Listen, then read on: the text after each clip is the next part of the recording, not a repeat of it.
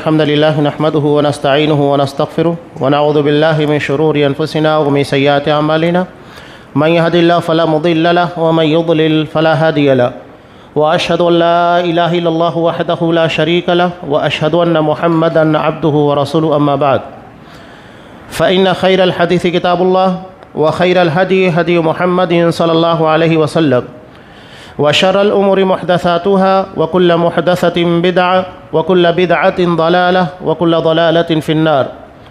أعوذ بالله السميع العليم من الشيطان الرجيم. بسم الله الرحمن الرحيم. يا أيها الذين آمنوا اتقوا الله حق تقاته ولا تموتن إلا وأنتم مسلمون. يا أيها الناس اتقوا ربكم الذي خلقكم من نفس واحدة وخلق منها زوجها وبث منهما رجالا كثيرا ونساء واتقوا الله الذي تساءلون به والأرحام إن الله كان عليكم رقيبا.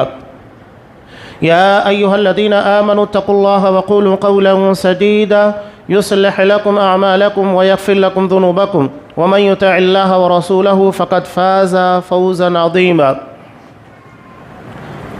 وقال فقلت استغفروا ربكم إنه كان غفارا يرسل السماء عليكم مدرارا ويمددكم بأموال وبنين ويجعل لكم جنات ويجعل لكم أنهارا.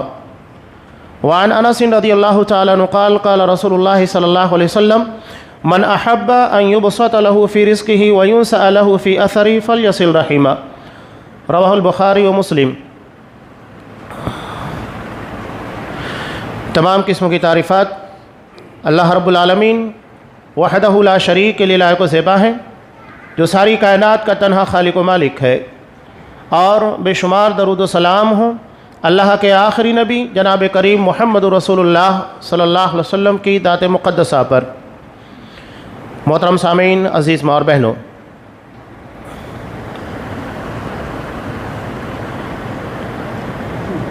اللہ نے تمام مخلوقات کو پیدا کیا اور پیدا کرنے کے ساتھ ان کی زندگی کی جو بھی ضروریات اور لوازمات تھیں سب عطا کی۔ اتنی نعمتیں عطا کی ہیں کہ ہم شمار نہیں کر سکتے۔ انسانی زندگی کی ایک بڑی ضرورت رزق ہے، اللہ نے وہ بھی وافر مقدار میں عطا کیا۔ اور سب سے بڑی ضرورت انسانی زندگی کی علامہ ابن تیمیہ رحمۃ اللہ علیہ ارشاد فرماتے ہیں کہ ہدایت ہے۔ اس لیے کہ انسان کھائے گا نہیں، پیے گا نہیں تو جسم مردہ ہوگا، لیکن اگر اسے ہدایت نہیں ملی تو اس کی روح مردہ ہو جائے گی۔ تو ہماری جسمانی ضرورت سے کہیں زیادہ روحانی ضرورت کی اللہ نے روحانی ضرورت کے لیے جو نعمت تھی اللہ نے اس کا انتظام کیا۔ ہم دیکھتے ہیں کہ ہمیں رزق کی ضرورت تھی، اللہ نے ہر جگہ اسے پھیلا دیا۔ اور سب سے بڑی ضرورت ہمیں ہدایت کی تھی تو اللہ نے اس کے لیے انبیاء کرام کو نازل کیا، اپنی کتابوں کو نازل کیا، اور اس کے بعد علماء کرام کا سلسلہ جاری کیا تاکہ صراط مستقیم کے پر بندے قائم رہ سکے۔ بہرحال آج ہمارا جو عنوان ہے رزق کی کنجیاں، ایک بات بنیادی طور پر میں بیان کروں، اسے ہمیشہ یاد رکھیے گا۔ رزق سے زیادہ رزاق کی فکر ہونا چاہیے۔ رزق کوئی اہمیت نہیں رکھتا، اگر ہم نے رزاق سے اپنے رابطے کو تعلق کو مضبوط رکھا تو وہ کیسے رزق کو پہنچانا یہ اس کا کام ہے۔ وہ ماں کے پیٹ میں بھی رزق کو پہنچاتا ہے، پیدائش کے بعد بچہ بول نہیں سکتا، چل پھر نہیں سکتا، اللہ نے اس کے لیے بھی غذا کا، اناج کا، رزق کا انتظام کیا۔ وَمَا مِن دَابَّةٍ فِي الْأَرْضِ إِلَّا عَلَى اللَّهِ رِزْقُهَا۔ روئے زمین کے پر جتنے چوپائے ہیں سب کے رزق کی ذمہ داری اللہ تبارک و تعالیٰ کے ہاتھ میں۔ ماں کے پیٹ میں بچہ 9 مہینے رہتا ہے، اللہ نے کیسا انتظام کیا؟ 4 مہینہ ہونے کے بعد، جیسا کہ مسلم کی روایت میں ہے، اللہ ایک فرشتہ جو کہ رحم مادر کے پر متعین ہے اسے بھیجتا ہے، اور آنے کے بعد ابھی بچہ اپنی زندگی کے 1 دن بھی نہیں گزارا، ابھی باقی ہے اسے اپنے ماں کے پیٹ میں رہنا ہے۔ وہ دنیا دیکھے گا، کب تک جیے گا، کتنا رزق پائے گا، اچھا ہوگا برا ہوگا، سب وہیں پر لکھ دیا جاتا ہے۔ یہ اللہ ہے، ماں کے پیٹ میں ہی بچے کے رزق کو لکھ دیا جاتا ہے، اور کوئی بھی ایسا روئے زمین کے پر رہنے والا، چاہے وہ انسان ہو، چرند ہو، پرند ہو، جنات ہو، کوئی ایسا نہیں ہے کہ اللہ نے جتنا اس کا رزق متعین کر دیا اس کو کھائے بغیر وہ اس دنیا سے چلا جائے۔ اسے اپنا رزق کھانا ہے، یہ اللہ تبارک و تعالیٰ کی طرف سے انتظام ہے۔ تو اللہ نے دنیا میں آنے سے پہلے اس کا رزق لکھ دیا ہے۔ ہم تمام لوگوں کا رزق لکھا ہوا ہے، یہ تقدیر سے جڑی ہوئی چیز ہے۔ اللہ نے بیان کر دیا یقیناً ہمارا رزق ہمیں مل کر رہے گا، وہ کہیں جانے والا نہیں ہے۔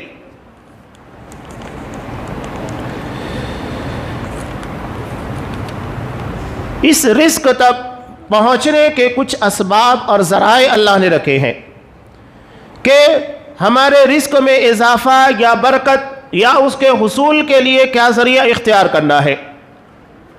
ایک بنیادی چیز آگے کی باتوں کو جاننے سے پہلے یہ ضروری ہے کہ رزق کے بارے میں حلال و حرام کی تمیز بہت ضروری ہے۔ رزق ہر کسی کو ملتا ہے، حلال طریقے سے کمانے والے کو بھی، حرام طریقے سے کمانے والے کو بھی، دونوں رزق ہے۔ اللہ نے ہمیں تجارت عطا کی، معیشت عطا کی۔ ترمذی کی روایت، نبی کریم صلی اللہ علیہ وسلم نے ارشاد فرمایا کہ التاجر الصدوق الامین، ایسا تاجر جو سچا ہو، ایماندار ہو، امانت دار ہو، مع النبیین والصدیقین والشہداء، یہ ان لوگوں کے ساتھ رہے گا، نبیوں کے، صدیقین کے، شہداء کے۔ اتنا بڑا اعزاز اللہ نے عطا کیا۔ دو اہم صفتیں بیان کی تاجر کی۔ ہمارے رزق کے ذرائع میں ایک بڑا ذریعہ تجارت ہے کہ تجارت کے ذریعے سے ہم اپنا رزق حاصل کرتے ہیں۔ تو یہاں لازم ہے کہ ہماری تجارت میں صداقت ہونا چاہیے، امانت ہونا چاہیے۔ نبی کریم صلی اللہ علیہ وسلم کی بھی یہی دو صفات تھیں۔ نبی بنائے جانے سے پہلے آپ انہی دو صفات کی بنیاد کے پر پہچانے جاتے تھے، یہاں تک کہ نام سے کہیں زیادہ آپ کی صفات لوگوں کے زبان کے پر تھی۔ جب آپ صلی اللہ علیہ وسلم 35 سال کی عمر کے تھے، حجر اسود کو اس کے مقام کے پر رکھنے کا مسئلہ آیا۔ قوم کے ایک فرد نے یہ فیصلہ کیا کہ کعبۃ اللہ میں جو سب سے پہلے داخل ہوگا وہی ہمارا فیصل ہوگا۔ تو دیکھا کہ سب سے پہلے آپ صلی اللہ علیہ وسلم وہاں موجود تھے، تو لوگوں نے کیا کہا؟ ھذا امین ھذا محمد صلی اللہ علیہ وسلم، کہ یہ امانت دار ہیں، یہ محمد ہیں۔ آپ کے نام سے پہلے آپ کی صفات ان لوگوں کے ذہن و دماغ، ان کے لفظوں، ان کی زبان کے پر تھی۔ یہ آپ صلی اللہ علیہ وسلم کی خاصیت، صداقت اور امانت جس چیز کے اندر بھی ہوگی جان لیجئے وہ اسے نکھار کر رکھ دے گی۔ نبی کی بھی دو اہم صفات ہوتی ہے، صداقت اور امانت۔ وہ سچ بولتا ہے، امانت داری، کہیں پر کسی قسم کی خیانت نہیں کرتا۔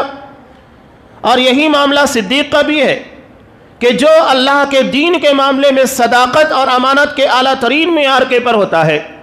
اور یہی معاملہ شہید کا بھی ہے، جو اپنی صداقت اور اپنی امانت کو ثابت کرنے کے لیے سب سے اہم چیز جان ہوتی ہے، اس کو قربان کرتا ہے۔ اس کو جاننا ضروری۔ امام ترمذی رحمۃ اللہ علیہ نے ابواب التفسیر کے اندر حضرت مرثد بن ابی مرثد الغنوی رضی اللہ تعالیٰ عنہ سے ایک روایت کو بیان کیا۔ یہ خود اپنی آپ بیتی بیان کرتے ہیں۔ بہت بڑے ڈاکو تھے مسلمان میں۔ مسلمان ہونے کے بعد آپ صلی اللہ علیہ وسلم کے پیچھے ایک نماز ادا کی اور آپ سے سوال کر رہے ہیں کہ مجھ کو کرنا کیا ہے۔ ایک نماز پڑھنے کے بعد صحیح اور غلط، جائز و ناجائز کا فرق پوچھ رہے ہیں۔ ایک نماز نے زندگی کے اندر اتنی تبدیلیاں پیدا کی۔ اب ہم اپنی تجارت، اپنے معاملات کے پر غور کریں کہ ہم نمازوں کے پر نمازیں پڑھ رہے ہیں، ہماری تجارت کے اندر حلال و حرام کتنا ہے، کتنا اس کے بارے میں غور کرتے ہیں۔ مسلم کی روایت جس میں آپ صلی اللہ علیہ وسلم نے وعدے کر دیا کہ اگر ہمارا کھانا پینا، ہمارا لباس، جسم میں دوڑنے والا خون اگر یہ حرام کا ہوگا، اللہ دعا نہیں قبول کرے گا، تو عبادت چھ معنی دارت، عبادت کیسے قبول ہوگی؟ اللہ نے رسولوں کو بھی حکم دیا، عام مومنین کو بھی کلوا من الطیبات، پاکیزہ حلال روزی استعمال کرو، اس کے بعد عمل صالح ہے، یہ بنیاد ہے۔ اگر ہمارا رزق صحیح ہوگا تو ہماری عبادتیں اللہ کے یہاں قبول ہوگی، اور اگر یہ صحیح نہیں ہے تو آگے کے بارے میں سوچا ہی نہیں جا سکتا ہے۔ آپ حج کے پر حج ادا کریں، عمرہ پر عمرہ ادا کریں، 5 وقتہ نماز با جماعت تہجد گزار بن جائے، رزق اگر صحیح نہیں ہے تو سب بے معنی ہے، اللہ کے یہاں آپ کی کوئی عبادت قبول ہونے والی نہیں، یہ بنیاد ہے۔ تو اپنے رزق کے بارے میں توجہ دینا بہت ضروری ہے۔ ہم صرف یہ سوچتے ہیں کہ ہمارے رزق میں برکت ہو، زیادہ سے زیادہ دنیا حاصل کی جا سکے، ہمیں اس کے بارے میں منع بھی نہیں کیا گیا۔ جامع دعا کا پہلا حصہ ہے ربنا آتنا فی الدنیا حسنہ، اے ہمارے پروردگار تو ہمیں دنیا میں بھلائیاں عطا کر، اس کے بعد آخرت ہے۔ تو دنیا کی بھلائی یہ ہے کہ انسان یہاں پر حلال روزی استعمال کرے، اللہ اس کو ایسا رزق عطا کرے جس کی بنیاد کے پر اس کی عبادتیں قبول ہو سکے۔ اب رزق کے اسباب، اللہ تبارک و تعالیٰ کوئی چیز دیتا ہے تو اس کے لیے ذریعہ استعمال کرتا ہے، کوئی ذریعے سے دیتا ہے۔ اگر ہم نے اللہ سے رزق مانگا تو ایسا نہیں ہے کہ وہ آسمان سے ہمارے لیے نوٹوں کی بارش کر دے، یا کھانے کے لیے ہم نے مانگا تو آسمان سے ہمارے طرف کھانا اتر آئے، وہ ذریعے سے دے گا۔ آپ تاجر ہیں، اللہ آپ کو بہترین کسٹمر دے گا، آپ کی تجارت کے اندر برکت دے گا۔ اللہ ہمیں حادثات سے، مصیبتوں سے، مشکلات سے بچائے گا تاکہ جو ہم کما رہے ہیں وہ ہمیں فائدہ دے سکے۔ ورنہ بہت سارے ایسے ہیں کہ اگر وہ 1 روپے کماتے ہیں تو 2 روپے خرچ ہوتا ہے، مختلف قسم کی آزمائشیں اور مختلف قسم کے مسائل ان کی زندگی میں ہوتے ہیں۔ تو رزق کی برکت کے ساتھ ساتھ اور اس کے اسباب کے ساتھ ساتھ یہ ضروری ہے کہ وہ حلال ذرائع سے ہم تک پہنچے تاکہ ہماری عبادتیں قبول ہوں، اور اللہ نے جو اسباب ہمیں بتائے ہیں ان اسباب کے ذریعے سے اللہ ہمیں نوازے۔ ان تمام چیزوں میں سب سے پہلی اور اہم چیز ہے استغفار۔ استغفار، اپنے گناہوں کی اللہ سے بخشش طلب کرنا۔ نافرمانی، گناہ، یہ اللہ کی ناراضگی کا ذریعہ ہے، اور ان بنیادوں کے پر اللہ ہمارے رزقوں کے اندر کمی کرتا ہے۔ اللہ نے ارشاد فرمایا سورہ طٰہٰ وَمَنْ أَعْرَضَ عَنْ ذِكْرِي فَإِنَّ لَهُ مَعِيشَةً ضَنْكَ، جو میرے ذکر یعنی میری شریعت، میرے احکامات سے روگردانی کرے گا، منہ موڑے گا، یعنی میری شریعت کے مطابق نہیں چلے گا، شریعت کے مطابق تجارت نہیں کرے گا، شریعت کے مطابق خرچ نہیں کرے گا، تو نتیجہ کیا نکلے گا؟ فَإِنَّ لَهُ مَعِيشَةً ضَنْكَ، اس کی زندگی کو تنگ بنا دیا جائے گا، مشکل بنا دیا جائے گا۔ لوگ کہتے ہیں نا پریشانیوں میں گھرے ہوئے ہیں، کمانے کے بعد لگتا نہیں ہے کہ برکت ہو رہی ہے، اضافہ ہو رہا ہے، یا زندگی کے اندر سکون نہیں ہے۔ کیوں نہیں ہے؟ قرآن مجید کی اس آیت کے پر غور کیجئے کہ کہیں ہم شریعت کی مخالفت، اللہ کے حکم کی مخالفت، یا کہیں ہمارے یہاں پر رسول اللہ صلی اللہ علیہ وسلم کی سنتوں سے انحراف تو نہیں پایا جاتا۔ اللہ نے صاف کہا جو بھی میرے ذکر سے، چاہے وہ زبان سے ہو، کردار سے ہو، اور پوری شریعت کو ذکر کہا گیا ہے، اِنَّا نَحْنُ نَزَّلْنَا الذِّكْرَ وَإِنَّا لَهُ لَحَافِظُونَ، ہم اس ذکر یعنی پوری شریعت کو اتارنے والے، اس کے محافظ بھی ہم ہی ہیں۔ تو اگر انحراف ہے، روگردانی ہے، شریعت کے مطابق نہیں چل رہے ہیں، تو لازمی طور پر ہمارے رزق میں تنگی ہوگی، لازمی طور پر زندگی کو پریشان بنایا جائے گا، اور زندگی کے اندر مشکلات آئیں گی۔ تو ہمیں اس سے بچنے کے لیے لازم ہے کہ اللہ کی نافرمانی سے اپنے آپ کو بچائے، شریعت کے خلاف کوئی ایسا کام نہ کرے جس کی بنیاد کے پر ہماری زندگی کو اور خاص طور سے ہماری روزی کو تنگ کر دیا جائے۔ استغفار کثرت سے کیا جائے۔ نبی کریم صلی اللہ علیہ وسلم ایک ایک مجلس میں 70 مرتبہ 100 مرتبہ اللہ سے استغفار کیا کرتے تھے۔ صبح و شام کے اذکار بھی آپ دیکھیے، مسلم کی روایت میں 100 مرتبہ صبح و شام کے اذکار میں شامل ہے کہ آپ استغفر اللہ استغفر اللہ استغفر اللہ۔ نماز ادا کرنے کے بعد اللہ اکبر، استغفر اللہ استغفر اللہ استغفر اللہ۔ کبھی آپ نے غور کیا کہ نماز اللہ کی عبادت، اس کی بندگی کے بعد استغفار کیوں ہے؟ جبکہ ہم نے تو بندگی کی، اللہ کی عبادت ادا کی، اس کے بعد اللہ سے اپنے گناہوں کی بخشش. مطلب یہ ہے کہ اللہ تو نے ہمیں عبادت کا حکم دیا، ہم نے عبادت کی، لیکن ہم نہیں کہہ سکتے کہ عبادت کا حق ہم نے ادا کیا ہے. جس طرح کی عبادت تجھے مطلوب تھی ہم نہیں کر سکے، اسی کے بارے میں اللہ سے استغفار کیا جاتا ہے. خیالات کہیں جاتے ہیں، دل مکمل طریقے سے اللہ کی طرف لگ نہیں پاتا، دھیان جس طریقے سے نماز میں ہونا چاہیے ہو نہیں پاتا. صحابہ تو وہ تھے، حالت نماز میں تیر لگ جاتا، نماز نہیں ٹوٹتی. یہاں تیر کی بات چھوڑیے، مچھر بھی نہ کاٹے تو ہمارے جسم میں ہلچل مچی ہوتی ہے. نماز میں بے اطمینانی، ہاتھ مسلسل گردش کر رہے ہیں. نہیں، آپ کس کے سامنے کھڑے ہیں؟ اللہ کی جناب میں. قوموا للہ قانتین، مکمل طور سے با ادب ہو کر خاموشی کے ساتھ بغیر کسی حرکت کے اللہ کے سامنے کھڑے ہو. لگنا چاہیے کہ پروردگار عالم کے سامنے کھڑا ہے. یہ ساری چیزیں ہیں. سورہ نوح کی جو آیت میں نے خطبہ مسنونہ کے فوراً بعد آپ کے سامنے پیش کی تھی، اس ضمن میں دو اہم واقعات بھی ہیں جسے حافظ صلاح الدین یوسف رحمہ اللہ نے بھی نقل کیا ہے، ایسر التفاسیر کے اندر بھی ہے. حضرت عمر فاروق رضی اللہ تعالیٰ عنہ کے زمانے میں قحط پڑا. قحط سالی یہ ہمارے رزق کے لیے بہت بڑا مسئلہ، ساری تجارتیں ٹھپ ہو جاتی ہیں. تو یہ استسقاء کے لیے لوگوں کو جمع کیا. جمع کرنے کے بعد حضرت عمر فاروق رضی اللہ تعالیٰ عنہ نے صرف استغفار کی آیتیں پڑھی، جن آیتوں میں استغفار کا، اپنے گناہوں سے معافی مانگنے کا حکم دیا گیا تھا. اور اس کے بعد اتر آئے اور کہا کہ میں نے بارش کو ان راستوں سے طلب کیا ہے جن راستوں سے بارش رک جاتی ہے، یعنی ہمارے گناہ، ہماری خطا، ہماری غلطیوں کی بنیاد کے پر اللہ کی طرف سے رحمت بارہ رک جاتی ہے، جو ہماری تجارت، ہماری معیشت اور ہمارے رزقوں کی تنگی کا ذریعہ بنتی ہے. حضرت امام بصری، حسن بصری رحم اللہ، ان کے پاس ایک شخص آیا، قحط سالی کی شکایت کی. انہوں نے کہا کہ استغفار کر. اس کے بعد ایک شخص آیا، اس نے اپنے مال کی کمی کی شکایت کی تو کہا کہ استغفار کر.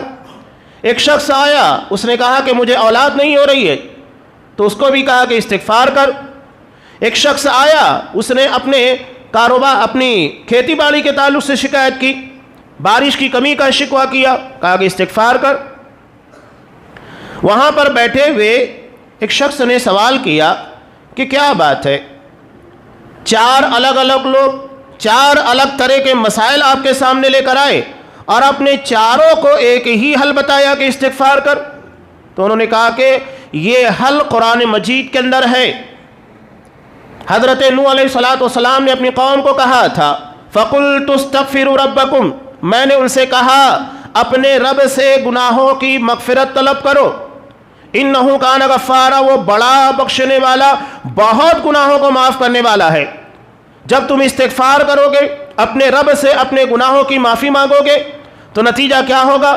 یرسل السماء علیکم مدرارا، اللہ تمہارے پر آسمان کو برستا ہوا چھوڑ دے گا.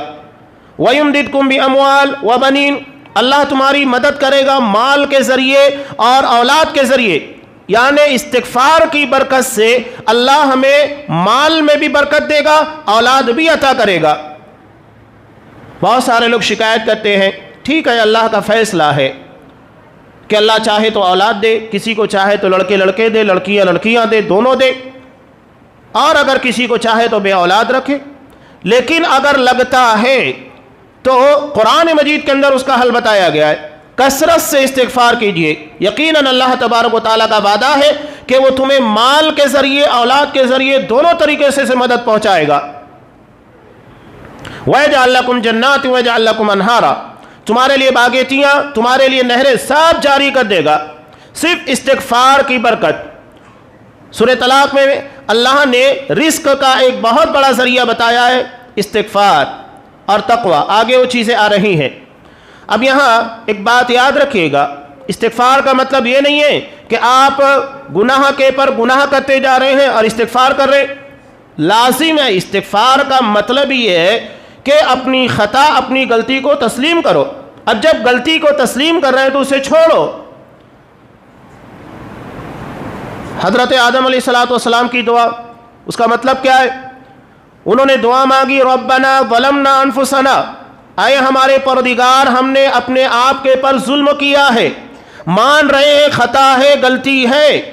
اگر انسان اپنی خطا اپنی غلطی کو تسلیم ہی نہ کرے تو استغفار کیسا؟ استغفر اللہ یہ کوئی رسم نہیں ہے، نہ کوئی ورد ہے کہ بس آپ زبان کے پر اس کو دہراتے جائے۔ اس کا مطلب یہ ہے کہ اپنی غلطی خطا کو مانو، سوچو کہاں غلطی کر رہا ہوں جس سے مجھے باز آنا چاہیے، رک جانا چاہیے، یہ استغفار ہے۔ وہ تو غالب بھی تھا، وہ کہا کرتا تھا رات کو پی لی صبح کو توبہ کر لی، رند کے رند رہے ہاتھ سے جنت نہ گئی۔ یہ توبہ نہیں ہے، توبہ عزم کے ساتھ ہوتا ہے۔ استغفار یہ ہے کہ آپ اپنی غلطی کو تسلیم کرنے کے بعد اس کی اصلاح کی کوشش کریں۔ سب سے پہلے یہ بتایا جا رہا ہے کہ اے پروردگار ہم نے ظلم کیا ہے، اپنی غلطی کا اعتراف ہے۔ اس کے بعد یہ کہا جا رہا ہے کہ وَإِن لَّمْ تَغْفِرْ لَنَا وَتَرْحَمْنَا لَنَكُونَنَّ مِنَ الْخَاسِرِينَ، کہ اگر تو ہماری مغفرت نہیں کرے گا، رحم نہیں کرے گا تو یقیناً ہم نقصان اٹھانے والے ہو جائیں گے۔ تو یہ استغفار کا مطلب ہوتا ہے۔ دوسرے نمبر کے پر ہے تقوی۔ تقوی کا مطلب ہے گناہوں سے بچنا۔ استغفار اپنی غلطی اور اپنی خطا کو تسلیم کرنا، اور تقوی کا مطلب ہے اپنی غلطی سے بچنا، گناہوں سے اپنے آپ کو روکنا۔ پہلا لازم ہے کہ جب تک آپ گناہ مانیں گے نہیں تو اسے رکیں گے کیسے؟ بدعتی کو توبہ کی توفیق کی نہیں ہوتی ہے، اس لیے کہ وہ غلطی مانتا ہی نہیں ہے۔ جب مانے گا تو اپنی غلطی کی اصلاح کرے گا۔ بنیادی چیز ہے ماننا کہ ہاں مجھ سے خطا ہوئی۔ اس کے بعد ہے تقوی، بچنے کی کوشش کرنا۔ قرآن مجید کتنی پیاری بات کہتا ہے۔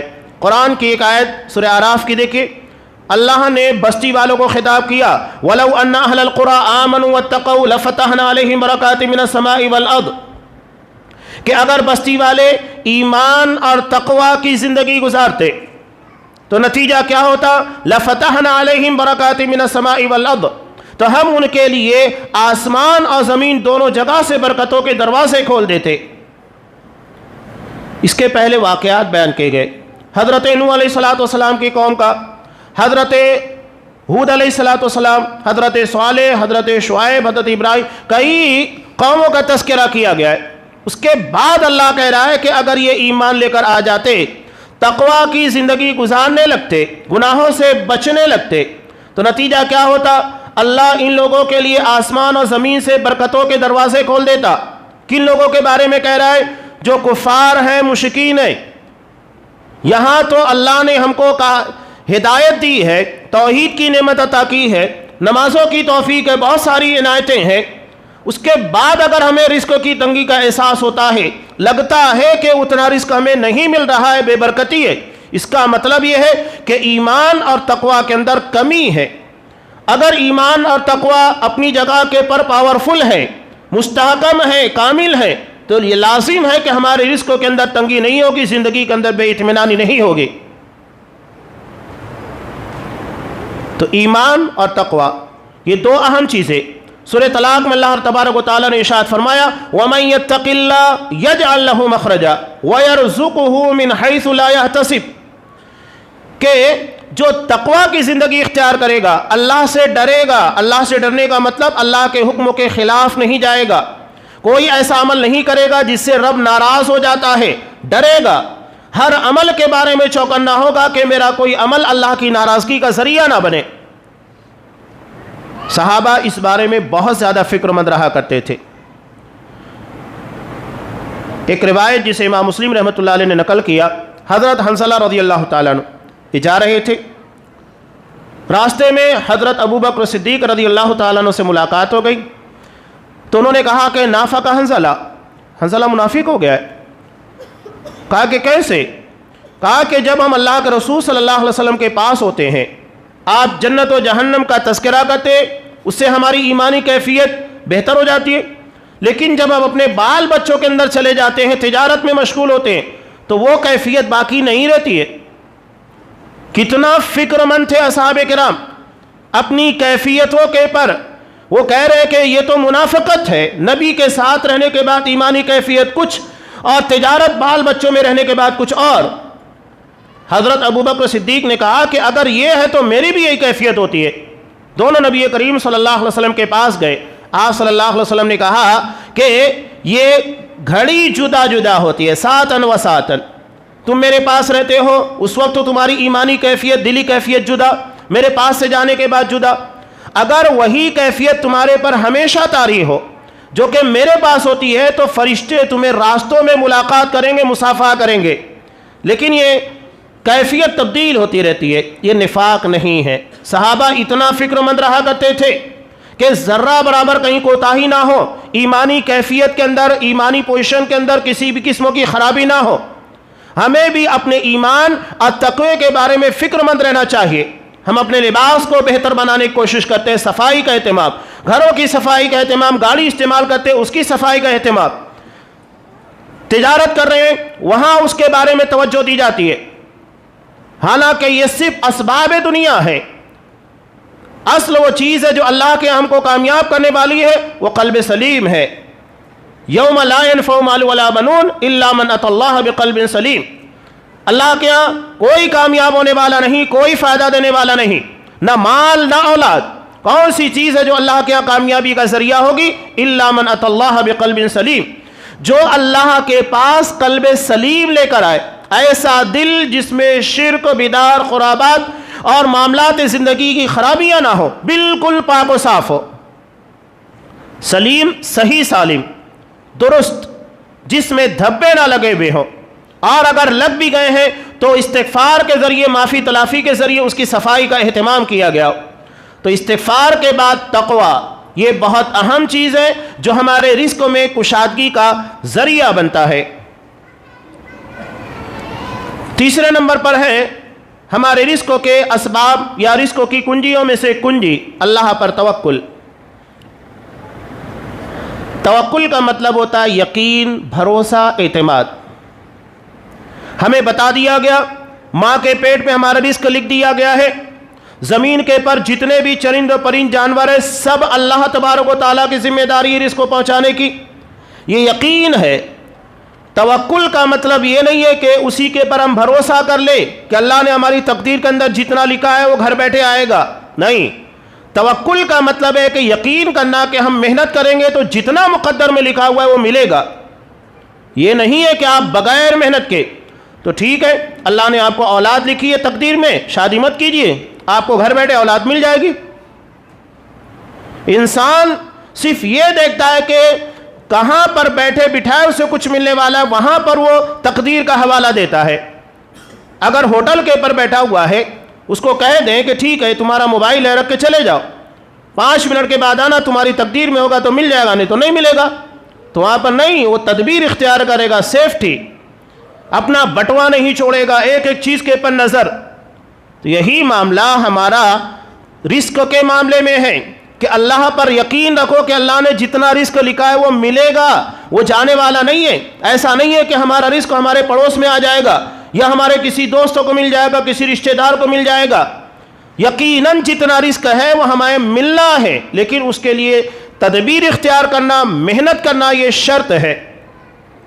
امام ابن ماجہ رحمۃ اللہ علیہ نے، امام ترمذی نے کئی الگ الگ روایتوں کے اندر ہے، حضرت عمر فاروق رضی اللہ تعالیٰ عنہ سے مروی، نبی کریم صلی اللہ علیہ وسلم نے ارشاد فرمایا، لو انکم توکلون علی اللہ حق توکلہ لرزقکم کما یرزق الطیر تغدو خماسا وتروح بطانا، کہ اگر تم اللہ کے پر ویسے ہی بھروسہ کرو جیسا کہ بھروسہ کرنے کا حق ہوتا ہے تو اللہ تمہیں ایسے رزق دے گا جیسا کہ پرندوں کو دیتا ہے، تغدو خماسا وتروح بطانا، پچکے ہوئے پیٹ لے کر اپنے گھونسلوں کے باہر نکلتے ہیں اور جب گھونسلوں میں واپس آتے ہیں شام کے وقت تو ان کے پیٹ بھرے ہوتے ہیں، وہ محنت کرتے ہیں، جستجو کرتے ہیں، کوشش کرتے ہیں، اور اللہ ان کی کوششوں کو رائے گا نہیں جانے دیتا۔ یقیناً اللہ انہیں رزق دیتا ہے، تو ایسے ہی جیسا کہ ایک پرندہ اللہ کی ذات کے پر مکمل یقین رکھتا ہے، توکل کرتا ہے اپنے رب کے پر، اللہ اسے روزی دیتا ہے، وہی اللہ ہمیں بھی روزی دے گا، وہ ہمیں بھوکا نہیں سلائے گا۔ یہاں تو مہینوں کا ذخیرہ کرنے کے بعد بھی انسان بے چین ہے، اتنی انکم ہے، اتنی سیونگ ہے کہ مہینوں کھا سکتا ہے، اس کے بعد بھی بے اطمینانی کیوں ہے؟ میں نے بنیادی چیز بیان کی، اپنے وسائل رزق کے پر توجہ دیجئے کہ کہیں ہمارے وسائل رزق کے اندر کچھ ایسی چیزیں تو نہیں ہیں جو ہمارے رزق کی بے برکتی کا ذریعہ بن رہی ہیں۔ توکل کے بعد ہے عبادت کے لیے فارغ ہونا۔ اسلام میں پہلے عبادت ہے، پھر تجارت ہے۔ سورہ جمعہ ہم پڑھتے ہیں فَإِذَا قُضِيَتِ الصَّلَاةُ فَانْتَشِرُوا فِي الْأَرْضِ، جب نماز جمعہ ادا کر لی جائے زمین میں پھیل جاؤ۔ وَابْتَغُوا مِنْ فَضْلِ اللَّهِ، اللہ کے فضل کو تلاش کرو، یعنی رزق کی تلاش میں نکل جاؤ۔ تو پہلے عبادت پھر تجارت، ہم پہلے تجارت پھر عبادت۔ تو اگر ہم اپنی ترتیب کو الٹ دیں گے تو اللہ معاملات کو بھی الٹ دے گا۔ آپ عبادت کو اہمیت دیجئے، اس کے بعد دیکھیں کہ اللہ تبارک، عبادت رزاق سے جڑی ہوئی ہے، اس کے بعد رزق ہے۔ اللہ نے کہا وَفِي السَّمَاءِ رِزْقُكُمْ وَمَا تُوعَدُونَ، تمہارا رزق آسمان میں ہے، یعنی آسمان میں اللہ تبارک و تعالیٰ وہ تمہارے رزق کا انتظام کرتا ہے۔ تمہیں آسمان والے کی فکر نہیں، رزق کی اتنی فکر لگی ہے، تو رزق سے زیادہ رزاق کی فکر ہونا چاہیے۔ اس کے بعد دیکھیے کہ اللہ تبارک و تعالیٰ ہمیں کیسے نوازتا ہے۔ تو یہ اہم چیز، ہم عبادت کے پر تجارت کو فوقیت دیتے ہیں۔ رمضان المبارک تک میں یہ حالات ہوتے ہیں کہ ہم اپنی تجارت کو چھوڑنے کے لیے تیار نہیں، عبادت چھوڑ دیتے ہیں، تو کہاں سے برکت ہوگی؟ نبی کریم صلی اللہ علیہ وسلم نے ارشاد فرمایا، جیسا کہ ترمذی کی روایت میں ہے، اللہ کے نبی ارشاد فرماتے ہیں یا ابن آدم تفرغ لعبادتی، اے آدم کی اولاد تو عبادت کے لیے فارغ ہو جا۔ اللہ نے ہمیں عبادت کے لیے پیدا کیا، تجارت کے لیے نہیں۔ تجارت ذریعہ ہے، مقصود عبادت ہے، اصل چیز عبادت ہے، تجارت نہیں، تجارت ذریعہ ہے۔ تو یاد رکھیے گا، اصل کو اہمیت دی جائے گی، ذریعے کو نہیں۔ تو اللہ کے رسول نے کہا تفرغ لعبادتی، نتیجہ کیا ہوگا؟ املأ صدرک غنا واسد فقرک، میں تیرے سینے کو گنا بے نیازی سے بھر دوں گا۔ نبی کریم صلی اللہ علیہ وسلم نے ارشاد فرمایا، جیسا کہ بخاری کی روایت میں بھی ہے، ان الغنا غنا النفس، حقیقت میں گنا بے نیازی دل کی ہوتی ہے۔ ورنہ اگر انسان کو کروڑوں اربوں کی دولت مل جائے لیکن دل مطمئن نہیں ہے، بے قراری ہے، مزید کی تلاش میں ہے، تو کہاں سے معاملہ بنے گا؟ آیا تھا کیا سکندر دنیا سے لے گیا کیا؟ تھے دونوں ہاتھ خالی نکلے کفن کے باہر۔ وہ آدھی دنیا کو فتح کرنے کے بعد بھی کچھ نہیں لے کر گیا۔ یہ تو اقوال زرعی میں ہم سنتے بھی رہتے ہیں کہ کفن میں جیب نہیں ہوتا، سب کو پتا ہے۔ اصل میں دل کے اندر گنا ہونا چاہیے، ظاہری باتیں ہیں۔ نبی کریم صلی اللہ علیہ وسلم کے گھر کی حالت یہ تھی، 3 مہینہ چولہا نہیں جلا کرتا۔ حضرت عائشہ صدیقہ رضی اللہ تعالیٰ عنہ کہتی ہیں گھر میں سوائے کھجور اور پانی کے کچھ نہیں ہوتا۔ 1 مہینہ 2 مہینہ 3 مہینے گزر جاتے۔ کیا آج ہماری یہ کنڈیشن ہے؟ کتنی صبر کرنے والی وہ خواتین تھیں، ہماری ماں حضرت عائشہ صدیقہ رضی اللہ تعالیٰ عنہ۔ یہاں اگر ایک دن میں کچھ اچھا کھانے کو نہ ملے تو ہمارے لبوں کے پر شکوے، یا جو بن کر آ گیا ہے وہ ہماری مزاج ہمارے شوق کے مطابق نہ ہو تو زبان کے پر شکوے۔ وہاں کھجور اور پانی کے پر 2 3 مہینے گزارے جاتے تھے۔ یہ گنا دل کے اندر ہوتا ہے۔ ان الغنا غنا النفس، حقیقت میں بے نیازی مالداری دل کی ہے۔ اللہ نے جسے یہ چیز عطا کر دی اس سے بڑی نعمت کسی کو نہیں۔ کہا املأ صدرک غنا، میں تیرے سینے کو غنا سے بے نیازی سے بھر دوں گا، واسد فقرک، اور تیری محتاجگی کو دور کر دوں گا۔ اللہ کا وعدہ ہے۔ شرط کیا ہے؟ تفرغ لعبادتی، میری عبادت کے لیے فارغ ہو۔ یہ اللہ کا وعدہ ہے اور یقیناً اپنی جگہ کے پر سچا ہے۔ ہم عبادت کے لیے فارغ ہونا سیکھیں، اس کے بعد دیکھیے کہ اللہ کی طرف سے رزق میں فراوانی اور برکت کیسے ہوتی ہے۔ اس کے بعد نبی کریم صلی اللہ علیہ وسلم نے کہا کہ وَإِلَّا تَفْعَلْ، اگر تو ایسا نہیں کرے گا، یعنی عبادت کے لیے وقت نہیں نکالے گا، فارغ نہیں ہوگا، تو نتیجہ کیا ہوگا؟ مَلَأْتُ يَدَكَ شُغْلًا، میں تجھے ایسی مشغولیات کے اندر ملوث کر دوں گا، باہر نکل نہیں پائے گا، نہ نماز پڑھ پائے گا، نہ کوئی عبادت کر پائے گا۔ انسان کہتا ہے الجھن بہت ہوتی ہے، کاروبار ایسا ہے، کسٹمر اتنے آ رہے ہیں، اور اتنی محنت کرنے کے بعد اس کو لگتا ہے کہ برکت نہیں ہو رہی ہے۔ کیوں نہیں ہو رہی ہے؟ یہ وجہ ہے، عبادت کے لیے وہ فارغ نہیں ہوتا۔ اس کے لیے اللہ کی طرف سے بے برکتی ہے کہ وَلَمْ أَسُدَّ فَقْرَكَ، اور تیری محتاجی کو بھی دور نہیں کروں گا، مسائل زندگی اپنی جگہ پر جو کہ تو باقی رہیں گے۔ تو عبادت کا سے لیے فارغ ہونا یہ ہمارے سینے کو گنا بے نیازی سے بھر دے گا اور فقیری محتاجگی سے اللہ دور کرنے والا ہے۔ پانچویں چیز ہے صلہ رحمی، رشتہ داروں کے ساتھ اپنے تعلقات بہتر ہونا چاہیے۔ میں نے خطبہ مسنونہ کے فوراً بعد بخاری مسلم کی مشہور روایت بیان کی، نبی کریم صلی اللہ علیہ وسلم نے ارشاد فرمایا من احب ان یبسط له فی رزقہ، جو یہ چاہتا ہے اس کے رزق میں اضافہ ہو جائے، اس کے رزق کو کشادہ کر دیا جائے، وَيُنْسَأَ لَهُ فِي أَثَرِهِ، اور اس کی عمر کے اندر برکت ڈال دی جائے، تو کیا کرنا چاہیے اسے؟ فَلْيَصِلْ رَحِمَ، رشتہ داروں کے ساتھ بہتر تعلقات نبھانا ہے۔ رشتہ داروں کے ساتھ اچھے تعلقات کا نتیجہ یہ ہوگا، دو بڑے انعامات اللہ کی طرف سے انسانی زندگی کی دو بڑی خواہش ہے۔ پہلی یہ کہ اللہ اس کے رزق کو کشادہ کرے گا، اور دوسری یہ کہ اللہ اس کی عمر کے اندر برکت دے گا۔ برکت کا مطلب یہ ہے کہ اللہ اسے عبادت کی توفیق دے گا۔ اور ایک اعتبار سے بھی دیکھیں، جن لوگوں کے اپنے رشتہ داروں کے ساتھ تعلقات بہتر نہیں ہوتے تو کیا نتیجہ ہوتا ہے؟ ذہنی طور پر ٹینشن تو رہتا ہی ہے۔ پھر خواتین ہیں، وہ لوگ کی باتیں نہیں جم رہی، رشتہ داروں کے ساتھ برائیاں کرتے ہیں، غیبتیں کرتے ہیں، چغلیاں، 10 قسموں کی خرابیاں بیان کی جاتی ہیں، تو عبادت تو ہو نہیں رہی ہے، برائیاں بہت زیادہ ہوتی ہیں۔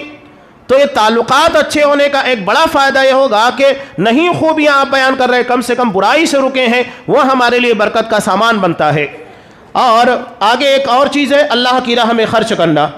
اللہ کی راہ میں خرچ کرنے کا مطلب ہے مسجد ہے، مدارس ہے، اللہ کی جو بھی راہیں ہیں، جتنے بھی دین کے کام ہیں، اللہ کہتا ہے وَمَا أَنفَقْتُم مِّن شَيْءٍ فَهُوَ يُخْلِفُهُ، کہ تم اللہ کی راہ میں جو کچھ بھی خرچ کرو گے اللہ بہتر سے بہتر صلہ اس کا عنایت فرمائے گا۔